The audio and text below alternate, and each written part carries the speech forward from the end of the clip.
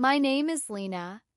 I'm 28, and yesterday my mother blocked my grandmother's phone number. All it took was one quiet request for help with her medication costs for the family to decide she was becoming a burden. My Aunt Renata even typed into the family chat that Grandma had already lived long enough. That was the moment I realized something was deeply broken, and to explain how we got here, I need to go back to the beginning. Because to understand my family, you have to accept one simple truth. I was never meant to exist. My mother, Claudia, was 19 when she became pregnant with me. She had just finished school, was dating a man her parents despised, and had absolutely no desire or readiness for motherhood. I wasn't a blessing. I was an inconvenience, a detour, a mistake, the thing that knocked her life off course. While other children grew up hearing bedtime stories about how desperately their parents had hoped for them, I grew up with the quiet certainty that I had ruined someone's plans.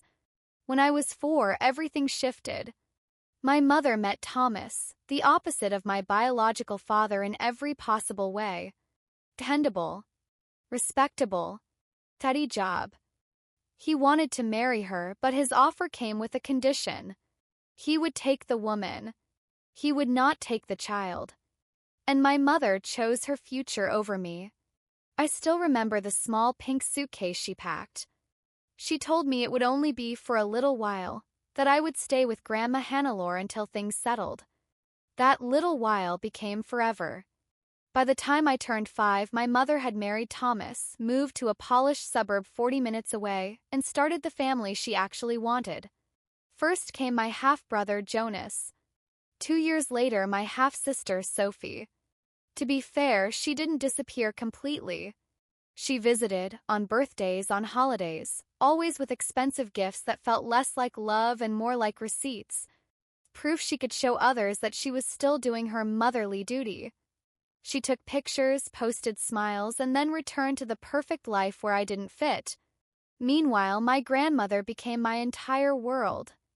Hannelore was 53 when I moved in, a widow who had been looking forward to the quiet independence of her later years. Instead, she got a frightened 4-year-old with abandonment nightmares. But she never made me feel like a burden. When I asked why my mother didn't want me anymore, she sat me at the kitchen table, poured hot cocoa, and said gently, "Sometimes people make choices that don't make sense to anyone else. But you, sweetheart, you're exactly where you're meant to be." She worked double shifts at the local diner so I could have dance lessons, school supplies, and moments that resembled a childhood.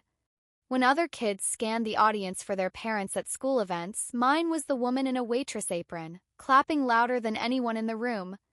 She helped with homework even though she'd only finished basic school herself. She read to me every night until I was old enough to be embarrassed by it, and secretly I missed it when it stopped. The rest of the family treated me like a reminder of bad decisions. Polite smiles, careful distance, an unspoken message floating under every interaction. You don't really belong. I sat at the kids' table long after everyone my age had moved to the adult one. I was the person forgotten in group photos, added last minute to vacation plans, if at all. And through all of it, Grandma stayed constant. Where everyone else saw trouble, she saw her granddaughter. She celebrated my small victories like they were life-changing. When I earned a certificate at school, she taped it to the fridge and refused to take it down for 2 years. When I got into university on a partial scholarship, she cried at the kitchen sink and took me to the nicest dinner we could barely afford. Where everyone else saw obligation, she saw worth. And she reminded me again and again of something I didn't yet believe. You're stronger than you think, Lena. You've been proving that since you were 4. I had no idea how much I would need that strength, or how brutally it would be tested. By the time I finished university, the family dynamic had settled into something painfully predictable. My mother maintained just enough contact to avoid looking heartless, a Christmas card here, the occasional like on social media there, but never enough effort to build anything resembling a real relationship. She didn't call to ask how I was doing. She didn't visit unless there was an audience. Jonas and Sophie knew I existed, but only in the way you know of a distant relative, present at big gatherings, absent from everything that mattered. We were siblings on paper, strangers in practice. And through all of it, Grandma kept doing what she had always done, carrying more than her share in silence. She was getting older by then, moving into her 70s, and stubbornly refused to slow down. She stayed at the diner until she was 75, claiming she needed something to do, when the truth was simpler. She worried she might still need to help me one day. That was love, the quiet, unglamorous kind. When I landed my first real job after graduation, a junior role at a marketing agency in the city, she celebrated harder than anyone. She clipped every small article I worked on. She bragged to neighbors. "My granddaughter is in advertising. You would have thought I ran the entire industry." I moved an hour away for work, and for the first time, distance stretched between us. We called every other day, sometimes more. She worried whether I was eating vegetables. I pretended I was. She didn't always understand my choices, but she tried. When I told her I was focusing on my career before thinking about marriage, she nodded, supportive but quietly concerned. "You deserve someone who sees how special you are," she would say. "Don't settle." Meanwhile, the rest of the family had formed a WhatsApp group, everyone included. Except us. I only found out because my cousin accidentally added me once, then quickly removed me and apologized. Stung, not because we needed an invitation, but because it confirmed something Grandma never wanted to admit. They had moved on without us. Holidays made it obvious. Conversations stopped when Grandma entered the room. Plans were made and forgotten to be mentioned. If there was a way to include her, they somehow managed not to. And still, she pretended not to notice. She smiled. She complimented their meals. She asked about their lives while quietly swallowing the ache. 'Cause that's what happens when you spend your entire life putting others first. You become fluent in hiding your own hurt. But I noticed. I saw how often she ate alone. How she slept more. How that bright humor of hers started to sound practiced. And then December arrived, and everything fractured. My mother posted photos online from a huge family celebration. Table decorations, speeches, smiles. Jonas had gotten engaged. They'd thrown a party. Everyone was there. Everyone except the woman who had raised half of them and me. When I called Grandma, there was a pause before she answered. "I saw the pictures," she said softly. "It looked lovely. Did anyone invite you?" Silence again. They said they wanted to keep it small. Small. Intimate. But somehow large enough for every single person, except the one who had opened her home, fed them, babysat their children, and given every spare cent she had. That night, I lay awake and stared at the ceiling. I kept thinking the same thought over and over. They were erasing her while she was still alive. And I wasn't prepared for how much worse it would get. Because the real breaking point wasn't a missed invitation. It was a message, one simple plea, and the answers that followed would reveal exactly who my family truly was. The message came early one Thursday morning. I was in a meeting when my phone buzzed again and again. When I finally checked, I saw I'd been added to a family group chat I didn't recognize. And then I saw it. A single text from Grandma, sent just before dawn. "Good morning. I hate to ask, but I'm short on money for my medication this month. Insurance doesn't cover as much anymore. I'm missing about 200 euros. Could anyone help? I can pay it back slowly. No drama. No guilt. Just quiet honesty from a woman who had spent decades helping everyone else." And then the replies started. Not offers. Not concern. Advice. Cold, detached suggestions, as if she were a logistical problem, not their mother. Ask the pharmacy if they'll do payment plans. There are programs for seniors. Look into those. Maybe skip the non-essential prescriptions until things balance out. Skip medication. 'Cause asking your own children for help was apparently too much. I kept scrolling, my stomach tightening with each response, until I saw the one that made my hands shake. My aunt wrote, "Honestly, at her age, how much longer is she really going to need all those meds?" Chat went silent after that. No one objected. No one defended her. No one said, "That's cruel." They just moved on. A mother, a grandmother, a woman who had worked, sacrificed, babysat, fed, and cared for them, now treated like a financial inconvenience whose survival was optional. And then the part that broke me. Grandma wrote back, "Forget it, everyone. I'll figure something out. Sorry for bothering you." She apologized for needing help to stay alive. I took screenshots of everything, not out of spite, but because something in me knew this mattered. Then I typed, "Grandma, don't worry. I'll pay for the medication. Call me tonight." Within seconds, the chat exploded. Suddenly, everyone had opinions again. "You don't have to do that, Lena. That's not your responsibility. She's exaggerating. It's probably not that serious. We were only trying to help her find sustainable solutions." Now they cared, not because she was okay, but because my helping made their indifference impossible to hide. I ignored them and called Grandma instead. Her voice was small. I shouldn't have said anything. I made everyone uncomfortable. "No," I said. "You asked your family for help. That's normal." A long pause. Then quietly, "I know." Just 2 words, but they carried years of disappointment. She had known all along. She just hadn't wanted me to see it. That weekend, I drove to her house with groceries and a bag full of prescriptions. She tried to protest. I wouldn't let her. We sat at the kitchen table, the same table where she taught me to spell, and I asked, "When was the last time any of them actually helped you?" She thought for a long time. "Your mother brought a casserole once when I had the flu." Casserole. For an entire lifetime of sacrifice. Later, when she went to make tea, I picked up her phone and reread the group chat, and noticed a message I'd somehow missed. My cousin had written, "Maybe it's time we think about other options. A home might be easier. They handle medication there. Not safer. Not better for her. Easier.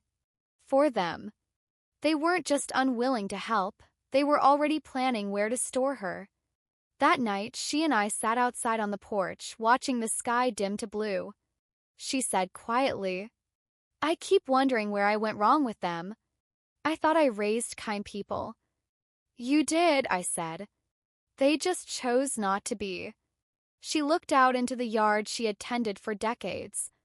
"I never wanted to be a burden." "You're not," I answered. "Needing help doesn't make you a burden. It makes you human." Lying in my old room that night, I knew something had changed.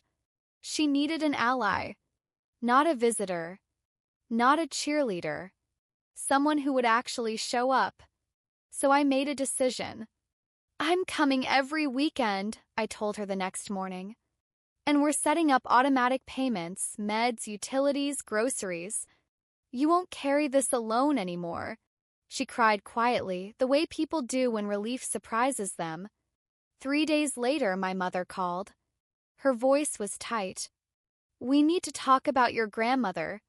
You helping her like this sends the wrong message." "What message?" I asked. "That someone in the family actually cares?" Silence, then a brittle reply. "You're making the rest of us look bad." And there it was, the truth beneath everything. It wasn't Grandma's struggle that bothered them.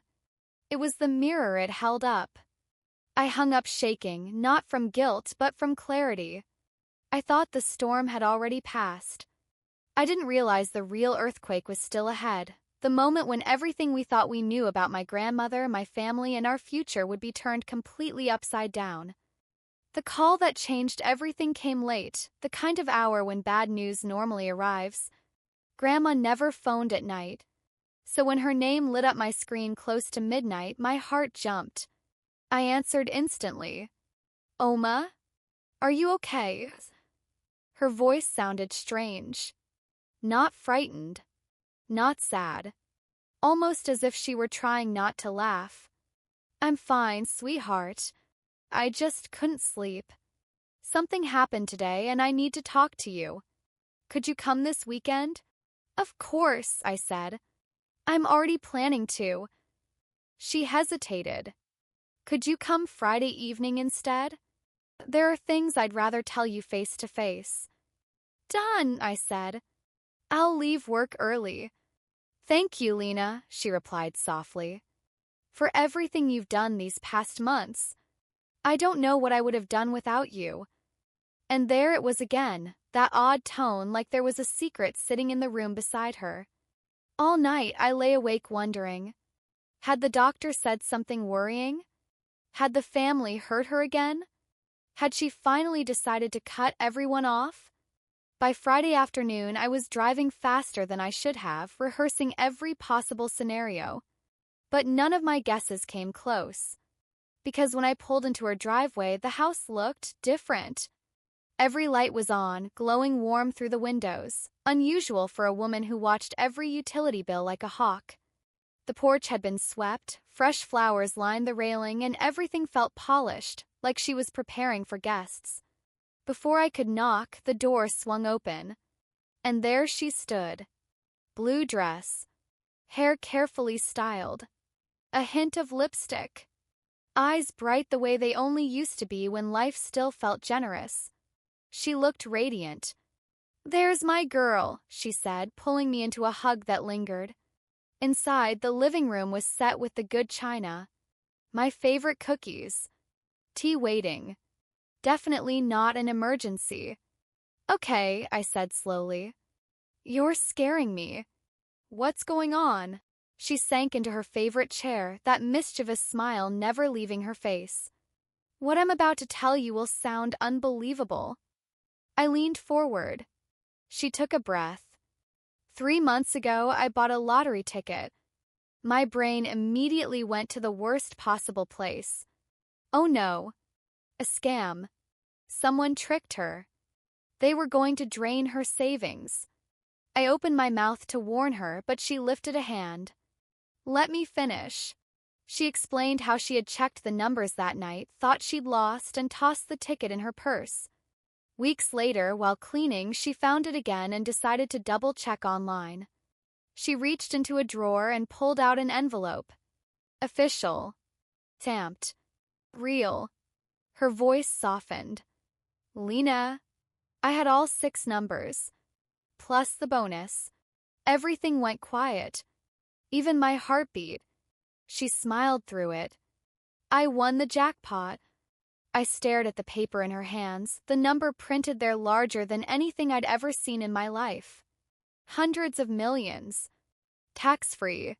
Meanwhile, this same woman had just apologized to the family for needing €200 to afford medication. Words finally crawled out of my mouth. But you asked them for help. Her expression changed, not angry, not sad, something sharper. Yes, she said calmly. I did. And suddenly I understood. It hadn't been about money at all. It had been a test. A simple, devastating question. Who would show up when there was nothing to gain? She looked at me steadily. I needed to know who loved me, and who only tolerated me when it was convenient. My chest tightened. And she reached across the table and squeezed my hand. Only you, Lena. Only you came without hesitation, without conditions, without judgment. That was when I broke, the kind of crying that comes from deep inside where old wounds still sit quietly aching. All the years of feeling like an afterthought suddenly collided with the realization that, to the only person who mattered, I had never been optional. She held me the way she had when I was a child, whispering gently, "You have always been my family." We stayed like that for a long time. Then, when the room finally grew still again, I wiped my face and asked the obvious question. So, what happens now? Her smile turned almost playful. Now we live. not survive, not scrape by, not make do. Live. Really live. And before we do anything else, she added, we're going to see the world together, the trip you always dreamed of taking. First class. I laughed through the tears. My grandmother, the woman who rinsed out plastic bags to reuse them, wanted to fly first class. And somehow it felt perfect. Because after everything, the neglect, the years of quiet sacrifice, the humiliation of asking for help only to be dismissed, life was finally offering her something different. Not revenge. Not punishment. Freedom. And this was only the beginning, because soon the rest of the family would find out. And when they did, the fallout would be unlike anything they'd ever experienced.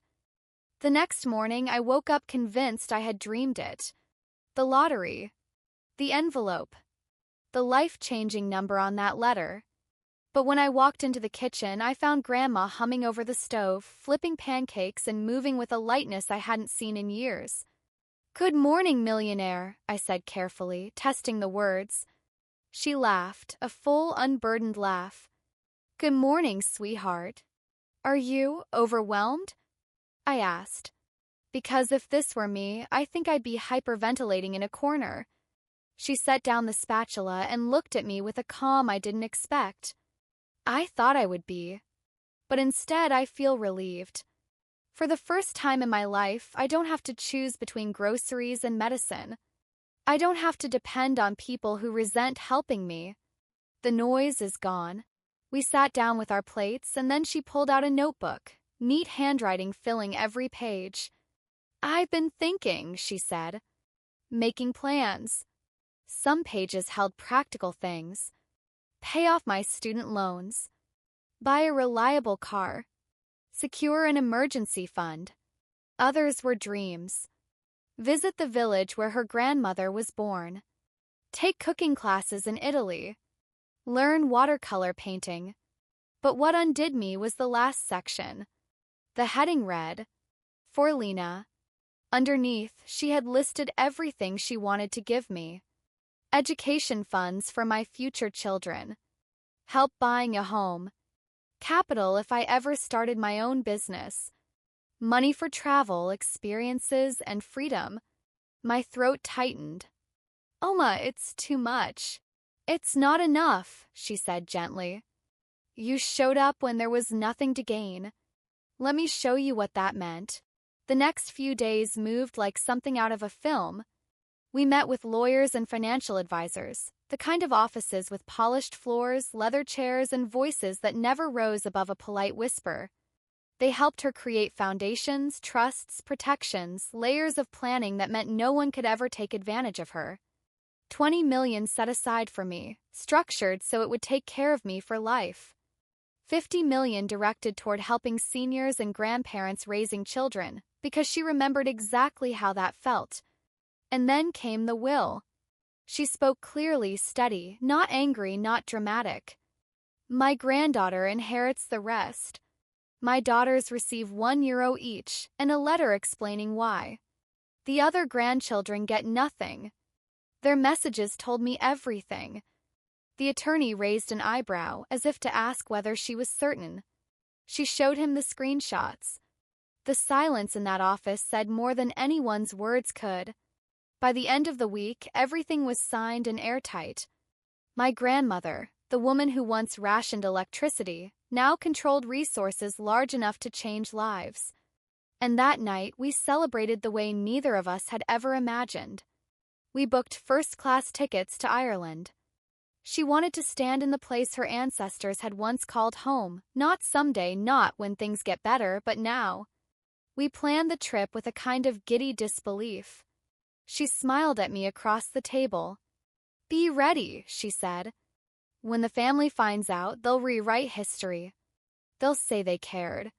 They'll say it was all a misunderstanding. They'll try to make us feel guilty. But we know the truth," I answered. She nodded. And truth doesn't ask for permission. 3 weeks later, we were eating in a small Dublin cafe when my phone began buzzing. Again, and again, and again. Missed calls. Dozens. Messages pouring in. They knew. Someone had recognized Grandma in a social media photo, smiling in a hotel lobby, and connected her to the recent lottery story in the news. Panic rippled through the chat. Call me now. Why didn't anyone tell us? We need to discuss Grandma's finances. We're coming over immediately. Grandma watched me scroll, then sipped her tea, utterly serene. Well, she said lightly, I suppose the show has begun. My mother's name flashed across the screen. I answered, on speaker. We're in Ireland, I said calmly. And we're having a wonderful time. The silence on the other end wasn't shock. It was outrage. Not that Grandma had suffered, but that she had thrived without them. And they were only just beginning to realize what their indifference had cost. My mother didn't even bother pretending to be happy for her. Her voice came through the phone tight, brittle, almost trembling. Why did we have to find out from strangers? This affects the whole family. We should have been included. Grandma raised an eyebrow at me, amused. I kept my tone even. How, exactly, does it affect you? There was a pause, just long enough to reveal the truth. Well, there are financial decisions to make. Legal protections. You can't expect an elderly woman to manage all that alone. Sounded like concern. But it wasn't.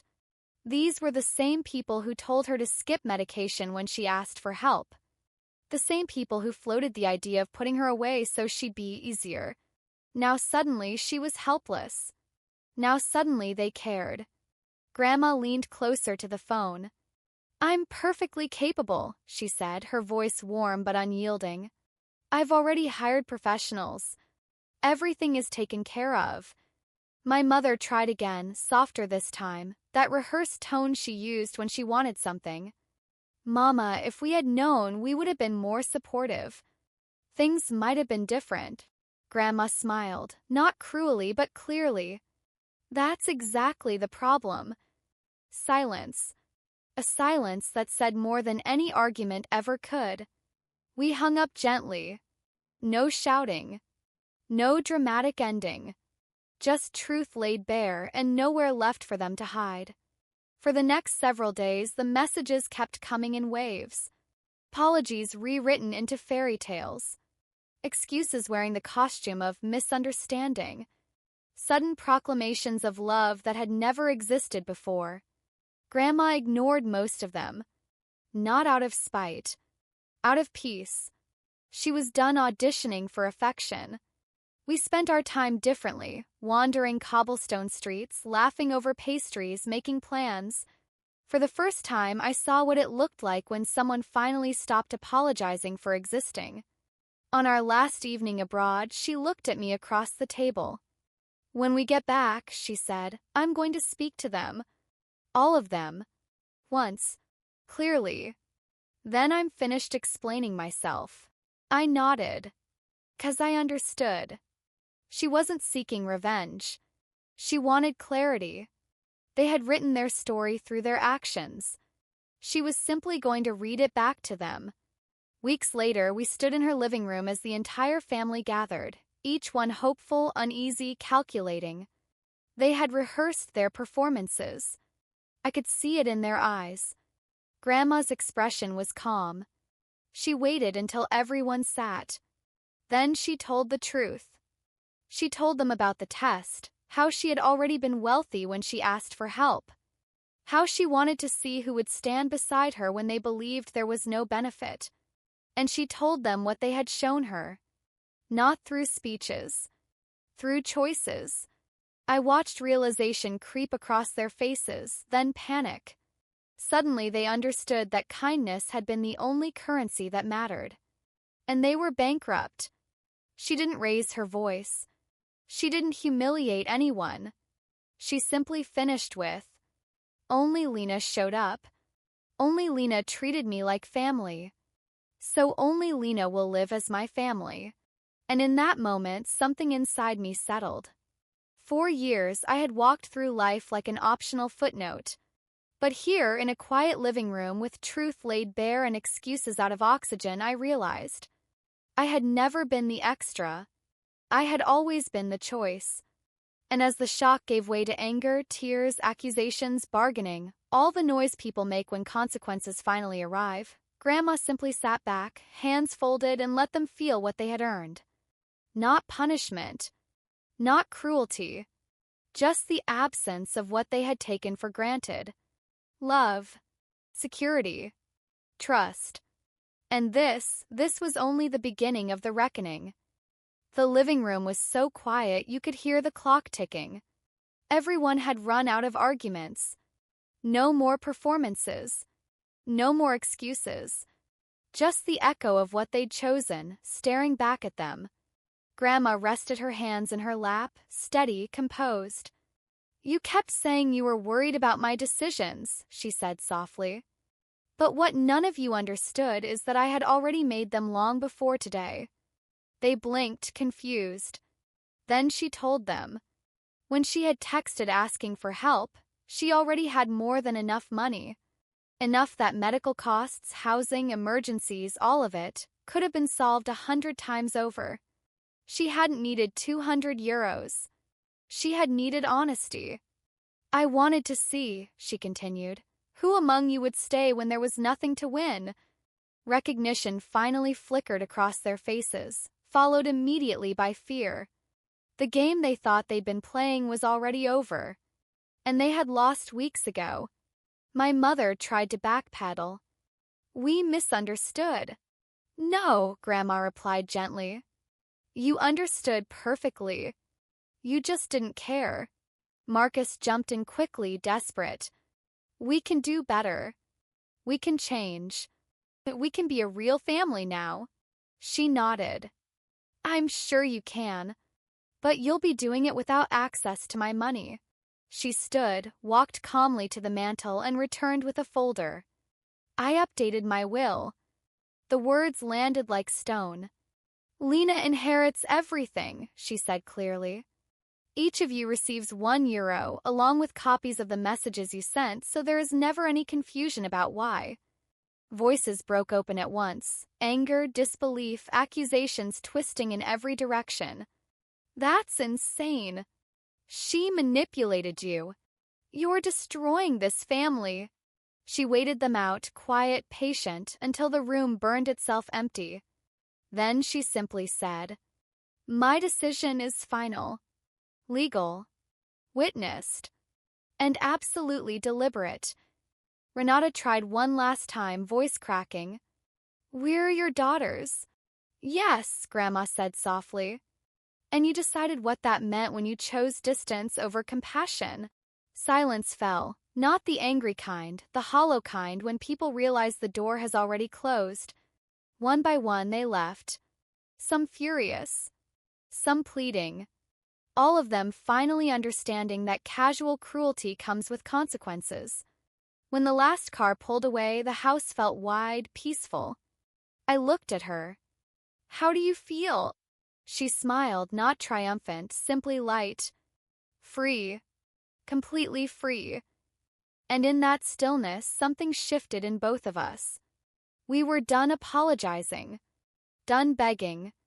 Done pretending indifference was love. The lottery had brought money. But the test had given something far rarer. Clarity. Clarity about who belonged. Clarity about who would stay. Clarity that sometimes the strongest families are not the ones you're born into, but the ones you choose and who choose you back. We sat together on the couch, surrounded by papers, teacups, and the quiet hum of a life finally unburdened. And for the first time I realized, even if there had never been money, we still would have chosen each other. In the weeks that followed, the dust finally settled. Calls slowed. The apologies faded.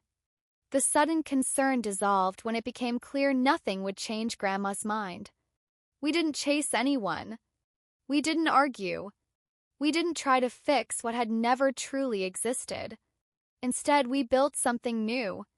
Mornings began with slow breakfasts and sunlight through the kitchen window. We planned trips not by price but by curiosity. She learned watercolor.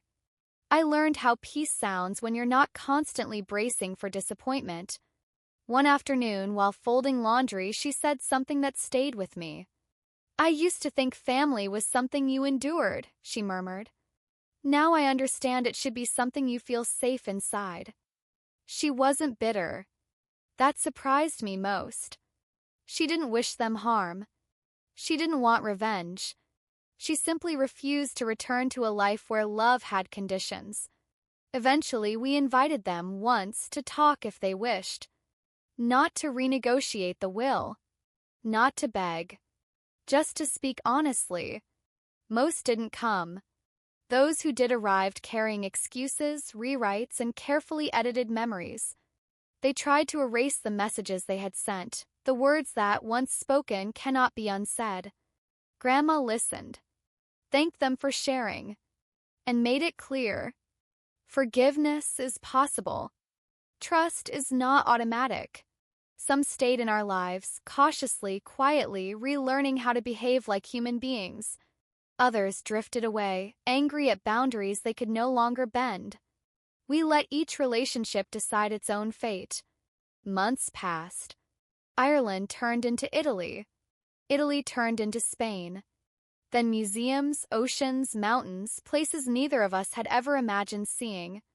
And in every hotel room, every airport, every quiet evening with tea, one truth followed us.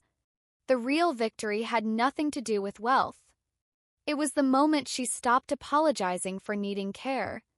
The moment I stopped questioning whether my presence mattered. The moment both of us understood that love, real love, is measured by what remains when there is nothing to gain. On a quiet evening near the end of that first year, we sat on the porch watching the sky turn gold. She reached for my hand. "If I lost every penny tomorrow," she said, "I'd still feel rich. Because I finally know who stands beside me." I squeezed her hand.